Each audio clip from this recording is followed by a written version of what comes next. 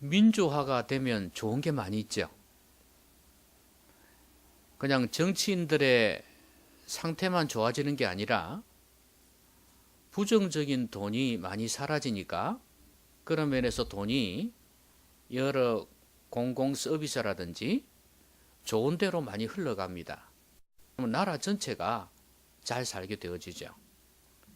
그러니까 민주화라는 것은 우리나라의 모든 영역에 영향을 미치게 되는 거죠. 그런 것처럼 한 사람이 좋아진다, 한 사람이 착해진다 하면 그것은 어느 한 부분을 두고 이야기하는 게 아닙니다. 저 사람 착해져서 그러면 그 사람은 뭐 사람을 대하는 태도, 그 다음에 말, 이것뿐만 아니라 자신의 생활 습관도 달라지는 거예요. 그리고 자신이 어떻게 인생을 살아야 될 것인가에 대해서도 진지하게 고민하게 되고 또 맡은 일에 성실하게 됩니다. 사람이 좋아졌다, 변화되었다는 것은 바로 이렇게 전반적으로 모든 삶이 뭐 순서는 조금 다르겠지만 또 시간의 차이는 있겠지만 모든 영역에서 사람이 바뀌어져 가는 겁니다. 성령의 열매라는 거 있지 않습니까? 성령의 열매라는 것도 우리가 성령의 9가지 열매라 그러지 않습니까? 그러니까 성령께서 우리 안에 거하시면 또 성령께서 우리 안에 지속적으로 영향을 미치면 이게 열매를 맺게 된다 그 말이에요. 그러면 이게 사랑과 희락과 화평과 오래 참음과 자비와 양성과 충성과 온유와 절제, 이 9가지가 어느 하나만 나타나는 게 아니라 사랑이 있으면 화평도 있게 되어지고 사랑이 있으면 기쁨도 있게 되어지고 이렇게 동시적으로 정도의 차이는 있겠고 시간의 순서는 조금 차이가 있겠지만 그래도 이게 동시에 다 나타나게 되어 있습니다. 우리가 지난 시간부터 보고 있는 팔복이란 거 있지 않습니까? 이것도 마찬가지예요. 이것도 뭐 가난한 자는 복이 있나니, 심령이 가난한 자는 복이 있나니, 이 복이 오늘 본문에 나오는 또 애통하는 자의 복, 이거하고 다 연관이 있어요. 그러니까 제가 오늘 이제 애통하는 자라는 설교 제목으로 말씀을 전할 터인데, 애통하는 자가 된다는 것은요, 이게 앞에 나온 심령이 가난한 자하고 연관이 있어요. 또 그 뒤를 이어서 긍휼히 여기는 자, 화평하게 하는 자 다 연관이 되어 있습니다. 그래서 우리가 어떻게 하면 애통하는 자가 될 수 있을까? 이거는 앞에 나오는 심령이 가난한 자가 되어야지 가능해요. 지난주에 안 오신 분들은 잘 이제 모르시겠지만 오신 분들은 기억하실 거예요. 심령이 가난한 자가 뭐냐는 거예요. 이거는 물질의 가난이 아니고 영혼의 가난이에요. 영혼이 완전히 파산 상태로 내려간 거. 여러분 요즘은 개인 부도도 있잖아요. 그렇죠? 파산 신고를 하면 나라에서 조금 도와주는 게 있지 않습니까? 그거는 이제는 나는 도저히 내 힘으로는 살 수가 없습니다 하는 거거든요. 바닥까지 내려갔기 때문에 뭐 나라에서 도와주지 않으면 안 된다. 남이 도와주지 않으면 안 된다는 그런 하나의 선고입니다. 그런 신고를 하는 건데 이 영혼의 파산 선고, 이게 바로 심령이 가난한 자의 모습이에요. 영혼이 하나님 앞에서 볼 때 나는 도무지 소망이 없는 자다. 하나님을 기쁘시게 할 수 있는 능력이 없는 자다. 내가 아무리 죄 안 지으려고 해도 죄를 지을 수밖에 없는 그런 연약한 인생이라는 것을 발견하게 되는 거예요. 그렇게 되어지면서 하나님만 바라보는 이 심령, 이게 바로 심령이 가난한 자의 모습이에요. 자, 보세요. 이렇게 심령이 가난한 자가 되면 어떻게 되냐? 애통하지 않을 수가 없는 거예요. 여러분, 제가 한번 그런 걸 봤어요. 아버지, 어머니는 전교에서 1등을 하기를 원해요. 그런데 이 아이는 전교에서 10등밖에 못해. 그래서 10등짜리가 1등을 하려면 어떻게 해야 될까요? 몸부림을 쳐야 될 거 아니에요. 그렇죠? 다른 애들 4시간 자면 자기는 3시간이고 다른 애들 6시간 자면 자기는 4시간 자야 되고 이런 식으로 남보다 더 많은 노력을 기울입니다. 그런데 시험을 쳤어요. 이 10등짜리가 열심히 공부를 했는데 5등밖에 안 되네? 그러면 부모 입장에서는 어떻게 해야 되나요? 야, 잘했다. 더 잘하면 1등도 될 수 있겠다. 열심히 해봐. 이렇게 하면 괜찮은데 욕심 있는 사람은 어떻게 해요? 에게게 1등 한다더만 이게 뭐야 이거? 이렇게 이야기를 하면은 마음에 큰 상처가 될 거 아니에요. 그렇죠? 그래서 이 아이가 1등이라는 그 목표 앞에서 어머니 아버지의 요구 앞에서 무너지는 거예요. 나는 도무지 할 수가 없는구나. 이렇게 무너지면서 울고 나중에는 우울증에 빠지고 심지어 자살까지 하는 아이들도 있어요.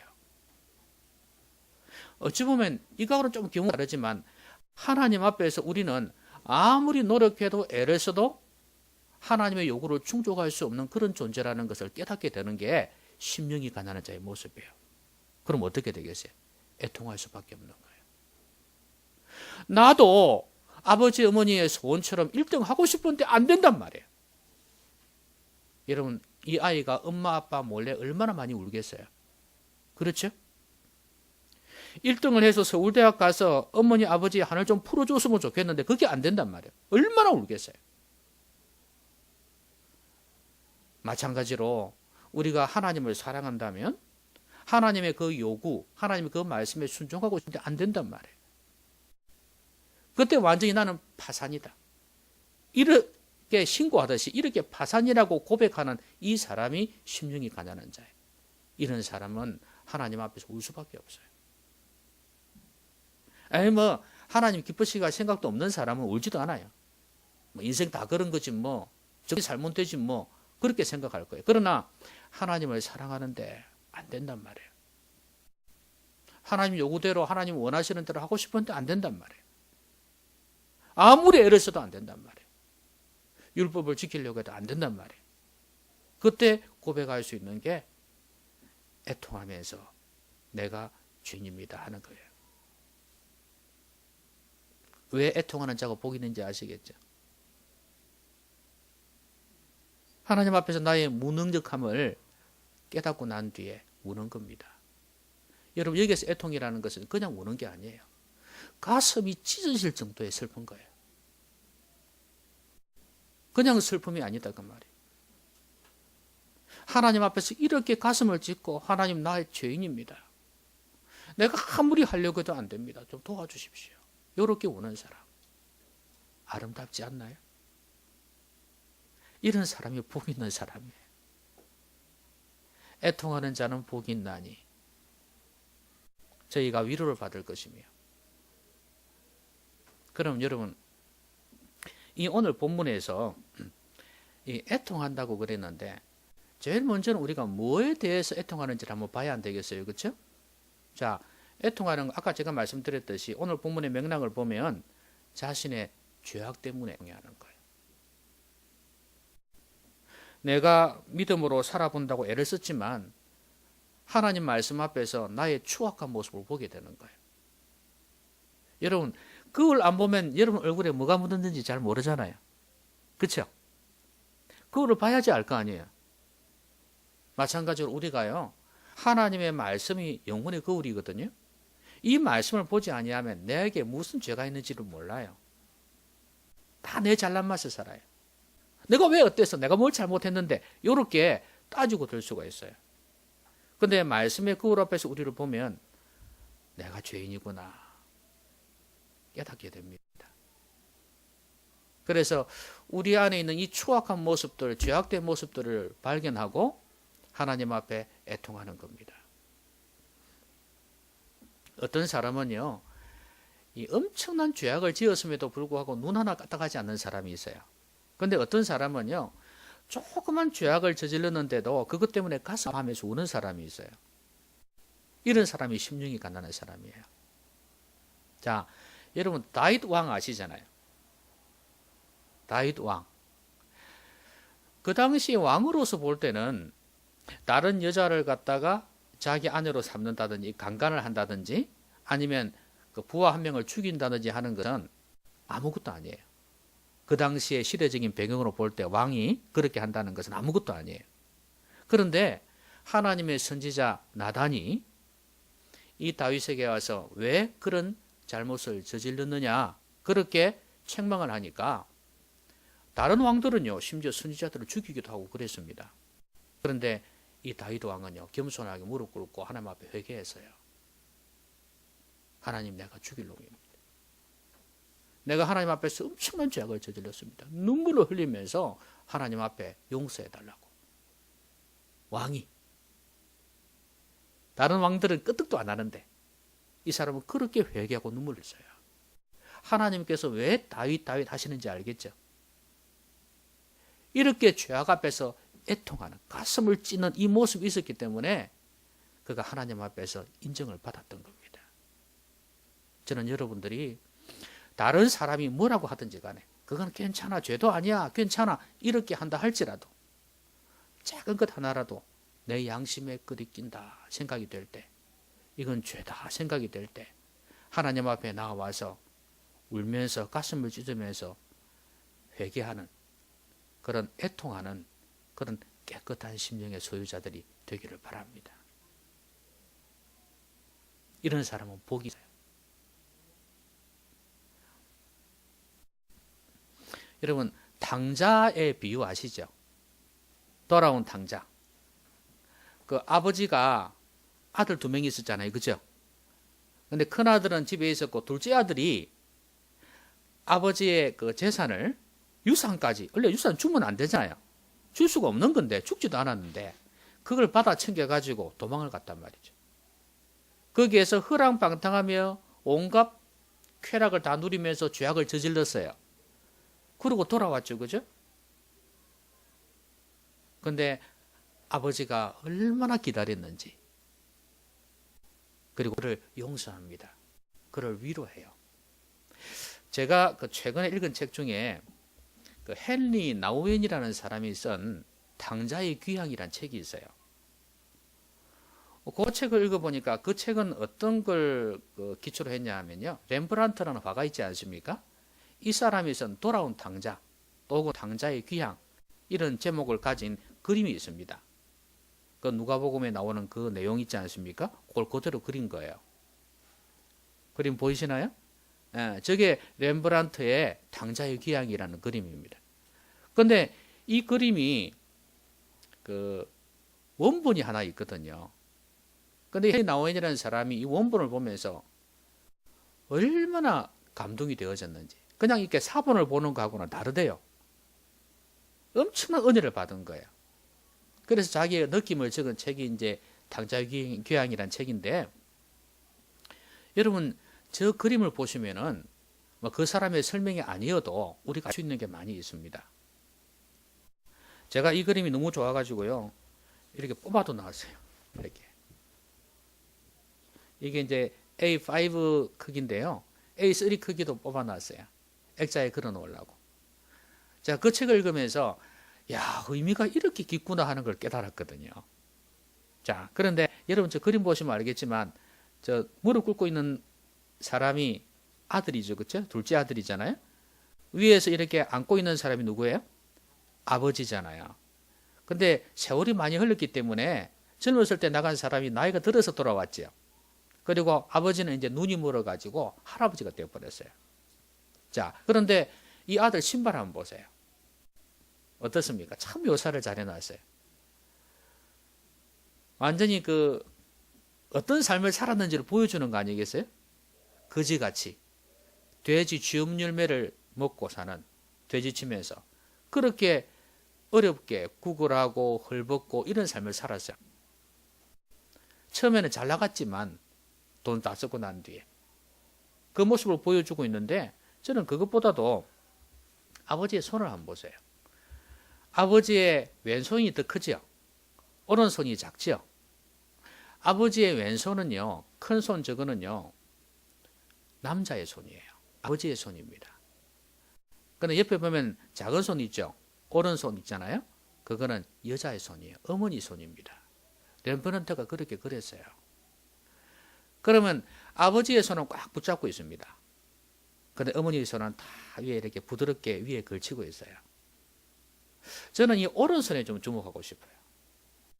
이 아들이 아버지한테 와서 뭐라고 그랬습니까? 나는 죄인이다 이거예요. 그러면서 나를 그냥 아들이라 여기지 마시고 당신의 종으로 좀 취급하십시오. 그래도 좋으니 저를 좀 받아달라고 그렇게 하면서 간청하잖아요. 그때 아버지가 얼마나 기다렸어요. 눈이 빠지게 기다렸습니다. 아들이 오니까 저렇게 무릎 꿇고 저렇게 우니까 이렇게 탁 덮는 거예요. 그러면서 이 특히 오른손 이거는요, 위로하는 손이에요. 아들아, 괜찮다. 내가 너를 용납한다. 위로의 손이에요. 여러분, 우리가 하나님 앞에서 어떤 죄악을 저질렀든 어떤 잘못을 했든 이렇게 가슴을 찢고 주님 앞에 나오면 주님께서 이렇게 위로해 주신다는 거예요. 애통하는 자는 복이 있나니 저희가 위로를 받을 것이며. 우리 하나님은 넓은 가슴으로 언제든지 누구든지 용납하시고 위로하시는 분이십니다. 여러분, 하나님 앞에서 작은 것이라도 하나님 기뻐하지 않는다 싶을 때는 가슴을 찢고 회개하는 그런 심령을 가졌으면 좋겠습니다. 그런데 여러분, 애통이란 것이 꼭 내 자신 때문에만 울 수 있는 건 아니잖아요. 다른 사람 때문에도 애통할 수 있잖아요. 그렇죠? 이제 다른 사람이 죽었을 때도 애통할 수 있죠. 뭐 가족이 죽거나 그런 경우도 애통할 수 있는데, 그런데 이 애통이 다른 영혼 때문에 또 나라 때문에 이 사회를 놓고 울 수도 있어요. 여러분, 구약 성경에 보면 예레미야라는 사람이 있습니다. 이 사람 별명이 뭐냐 하면 눈물의 선지자예요. 이 사람은 하나님께서 이 이스라엘을 멸망시키겠다고 이렇게 예언을 하셨거든요. 예레미야를 통해서. 그러니까 이 사람들이요, 안 믿는 거예요. 그 당시에 거짓 선지자들이 너무 많았거든요. 안 믿고 저놈이 뭔데 우리나라가 망한다고 그러냐 그러면서 막 때리고 그랬습니다. 욕하고. 그 표현은요, 예수님이 고난당하는 거고 비슷해요. 그렇게 어려움을 당했는데 이 사람이 이 민족을 위해서 얼마나 울었는지 몰라요. 예레미야 애가라는 게 있잖아요. 애가, 슬픈 노래. 그 정도로 많이 울었다는 이야기예요. 그래서 그 애가를 보면은 예레미야의 그 민족을 향한 슬픔, 이게 그대로 드러나 있습니다. 이 나라가 망하면 안 되는데. 그래서 회개를 촉구하죠. 그렇게 씁니다. 근데 하나님께서 70년 뒤에 내가 이 나라를 회복시키겠다 약속하셨어요. 그러니까 이 나라가 망하기는 망하는데 완전히 민족이 멸절되지는 아니한다. 여러분 아시듯이 그래가 70년 뒤에 어떻게 됩니까? 바벨론 포로에서 돌아오잖아요. 민족을 놓고 하나님 앞에 우는 이런 예레미야의 모습, 우리가 배워야 될 부분입니다.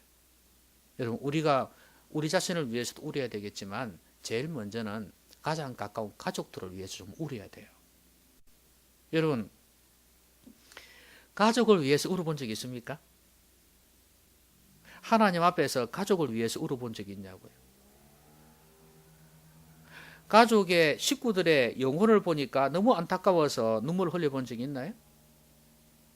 아버지든 어머니든 오빠든 동생이든 누나든 여동생이든 어느 누구든 간에 자식이든 간에 그 영혼들을 보면서 불쌍히 여기고 우는 그런 마음이 있냐고요. 여기에 애통하는 자, 가슴을 찢는 그 마음, 이게 얼마나 복된지를 보여주는 것입니다. 여러분, 예수님은 운 적이 있었을까요? 없을까요? 예수님이 언제 울었죠? 예수님이 언제 울었죠? 나사로가 죽었을 때 눈물 흘리셨잖아요. 근데 그 나사로의 그 여동생들이 있었잖아요. 마리아, 마르다 있었지 않습니까? 아버지, 어머니도 없이 이 젊은이들이 살고 있었는데 불쌍해서 울기도 했죠. 하도 사람들이 울고 그러니까 자기도 울었습니다. 예수님도 울었어요. 불쌍해서 울기도 했지만 또 한편으로는요, 이들의 믿음이 없는 걸 보면서 울기도 했어요. 그리고 예루살렘에 예수님이 가셨을 때 여자들이 따라왔지 않습니까? 그때 여자들이 막 울었어요. 그때 예수님이 하신 말씀 있잖아요. 나를 위해 울지 말고 너희 자녀를 위해 울라 그랬어요. 나는 가야 될 십자가의 길을 가는 거지만 너희 자녀들을 위해 울어라. 지금 이 시대가 어떤 시대냐 이거예요. 예수님 당시의 시대를 봐서 알겠지만 종교적이고 관료적인 그런 시대입니다. 신앙의 생명이 없는, 하나님을 진정으로 경외하는 사람들이 없는 그런 시대예요. 그런 시대에 너희 자녀들이 어떻게 될지를 한번 생각해 봐라 이거예요. 저는 이 말씀이 오늘 우리에게 주시는 말씀이라고 믿습니다. 우리 시대가 어떻습니까? 얼마나 타락한 시대입니까? 경건의 모양은 있는데, 아니, 경건의 모양조차도 없는 시대가 되어져 버렸습니다. 우리가 우려야 되지 않겠습니까? 앞으로 우리의 자녀들이 어떻게 자랄지 생각하면 걱정이 안 되나요? 지금 살고 있는, 자라가고 있는 아이들을 볼 때 걱정이 안 되냐 이 말이에요. 어릴 때부터 말씀으로 교육을 받고 훈련을 받아서 신앙의 사람이 되어져서 세상의 어떤 악에 대해서도 저항할 수 있는 능력이 생기는데, 이 신앙이 없으면 명령력이 없습니다. 저항력이 없어져 버려요. 죄악을 저지를 수밖에 없고 세상의 거센 물결에 그냥 휩쓸려 갈 수밖에 없어요. 여러분, 울어야 합니다. 여러분 가족을 위해 울어야 돼요. 부모님이 믿음 없으면 부모님 때문에 울어야 되고, 남편이 아내가 믿음이 없으면 울어야 돼요. 자녀들이 믿음이 없으면 자녀들을 놓고 기도하면서 울어야 됩니다. 가족끼리. 아예 안 믿는 사람이라면 더 울어야 되고, 교회는 다니기는 다니는데 믿음이 너무 없다, 너무 경건하지 못하다 싶을 때는 또 울어야 돼요.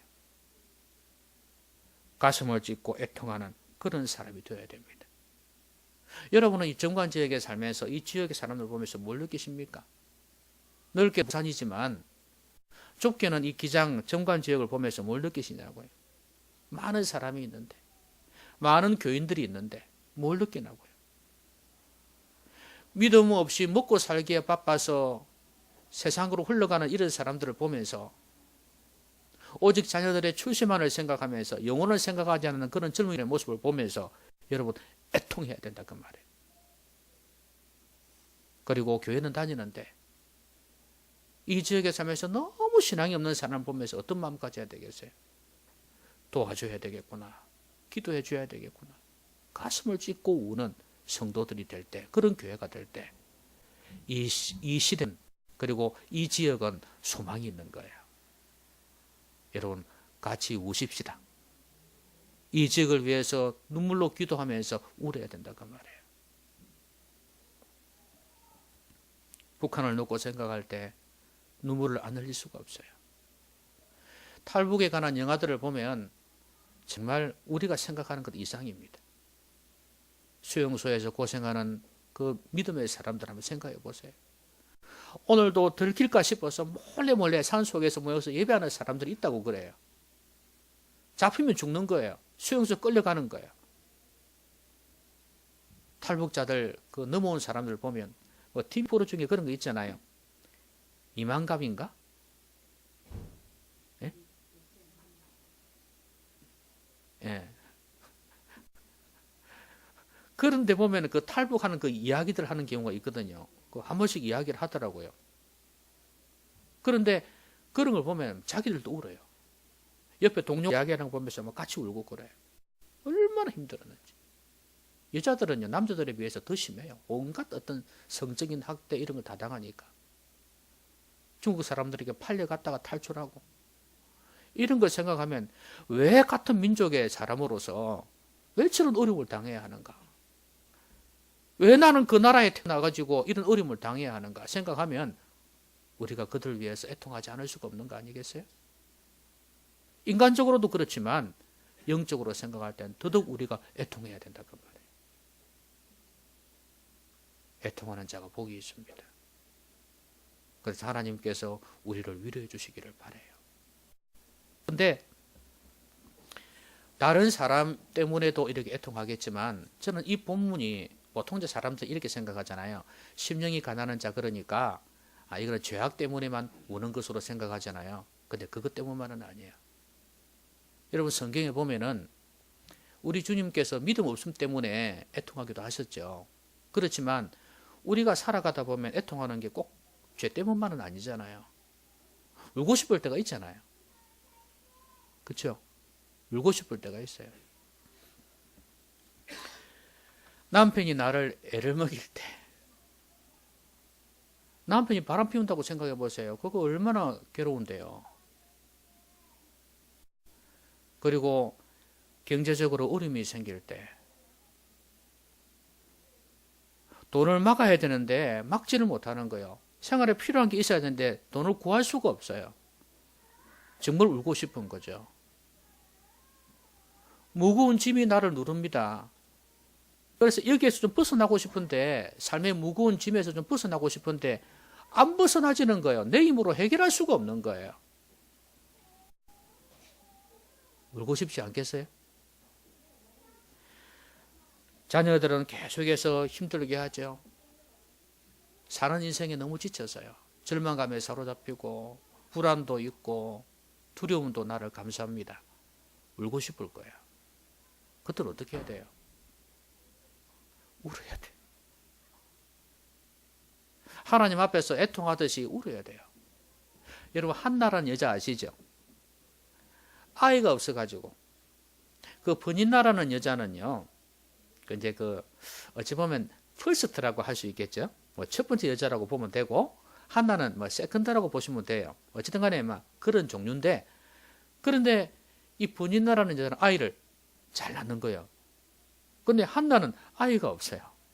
그러니까 그 당시에 여자가 아이가 없으면 많이 힘들었잖아요. 근데 또 이 사람들도 그런 눈초리로 바라보겠지만, 이 버니나라는 여자가 얼마나 괴롭히는지 몰라요. 속이 너무 괴로워가지고 하나님 앞에 나와서 애통해하지 않습니까? 심정을 통했다고 그랬거든요. 자기는 감정을 다 토했다 그 말에. 그렇게 하나님 앞에서 간절히 기도를 했습니다. 하나님, 나한테도 아기 좀 주세요. 심지어 남편이 뭐라 그랬냐면, 여보 괜찮아, 아이 없어도 돼.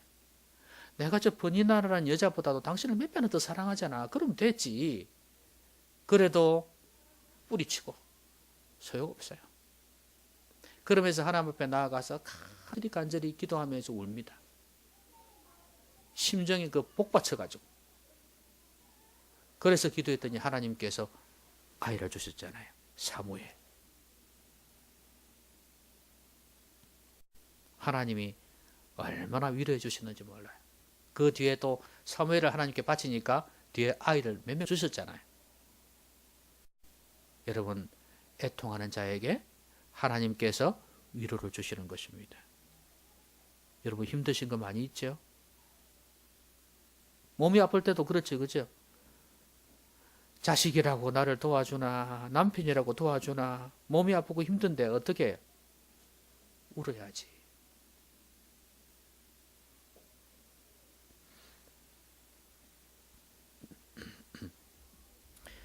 하나님 앞에서 여러분들의 그 힘든 걸 가지고 나와서 우셔야 됩니다. 울어야 될 때 울어야지. 그렇지 않으면 병나요.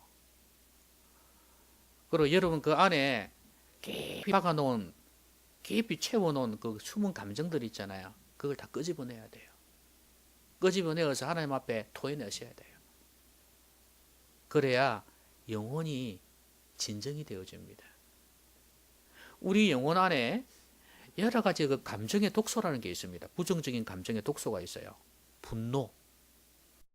여러분, 분노가 얼마나 사람을 힘들게 하는지 몰라요.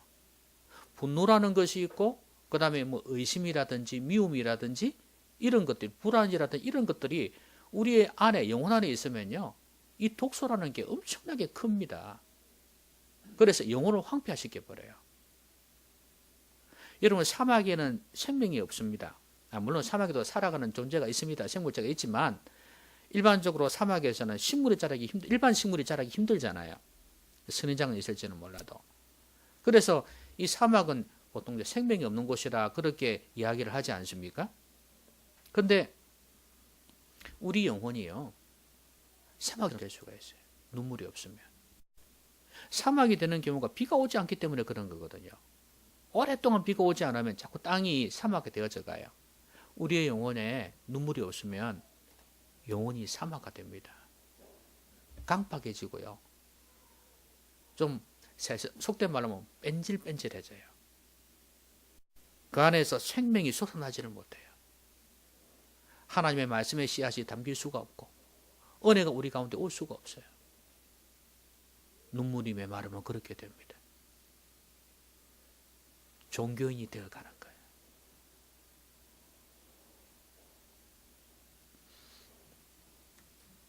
이 부정적인 감정, 특별히 분노라는 것이 이 독소가 얼마나 사람에게 영향을 미치는지, 특별히 몸에까지 영향을 미치는지를 제가 말씀드리겠습니다. 어느 한 여인이 있었습니다. 이 여자는 남편이 사업가였어요. 그래서 좀 경제적으로 윤택했습니다. 그런데 지금까지 26년 동안 결혼 생활을 해왔는데 이 남자가, 돈 있는 남자들이 다 그러는 건 아닌데 그죠? 좀 많이 그러는가 봐요. 그 남자분들 돈이 없는 걸 축복으로 생각하시기 바랍니다. 여러분 남편들이 돈 없는 걸 축복으로 생각하세요? 남들이 돈이 있으면요 이상한 생각을 하는가 봐요. 자, 그런데 신혼 초부터 이 사람이 바람을 피운 거예요. 심지어 아이를 가진 임신을 했는데도 바람을 피웠어요. 여러분 26년 동안 어떻게 살아왔는지 알겠죠? 의사가 이제 그 조직 검사를 하고 난 뒤에 이제 의사 또 면접을 하지 않습니까? 그때 이제 이 의사가 딱 보니까 이 사람 얼굴이 완전히 굳어 있는 거죠. 암이라는데. 그래서 딱 오더니 그동안에 무슨 화나게 하는 일이 있었습니까? 질문을 던지니까 이 여자가 가만히 있다가 제 남편 때문이에요. 이렇게 이야기하는, 분노가 차가지고 화가 나가지고. 그래서 자초지종을 들어보니까 26년 동안 그렇게 살아온 거예요. 부부가 아닌 거예요. 그러니까 이 분노의 독소가 완전히 영혼도 메마르게 했지만 몸도 망가지게 만든 거예요. 그래서 이 의사가 이제 어떻게 치료를 하냐면 가족 치료를 하는데, 그 치료 중에 가족 치료라는 게 있습니다. 왜냐하면 한 사람을 치료하는 데 있어서는 이 가족이 서로 영향을 미치기 때문에 가족 치료를 하지 아니하면 정서적인 면이나 육체적인 면에서 치료가 안 된다는 거예요. 그래서 가족 치료를 병행을 하는데 이때 한 게 뭐냐면 감정에 대한 부분이었어요. 이 치료를 하는데 부부 같이 불러가지고, 근데 여자가 울기 시작하는 거예요. 자기 안에 그 분노의 독소 있지 않습니까? 이걸 막 쏟아내는 거죠. 마음껏 풀어놓은 거죠. 안에 엉어리져 있던 그 감정들 다 끄집어내는 거예요. 그러니까 죽일 놈 살릴 놈 할 거 아니겠어요, 그죠? 그러면서 막 우는 거예요. 근데 남자도 다행히 자기가 그동안에 잘못 살았던 것을 회개를 하는 거예요. 울면서. 그리고 아내한테 진정으로 잘못했다고 고백을 하는 거예요. 울음바다가 된 거예요. 여러분, 이렇게 막 애통하면서 울고 그러니까 나중에 어떻게 될 것 같습니까? 여러분 생각에. 여자의 병이 고쳐진 거예요.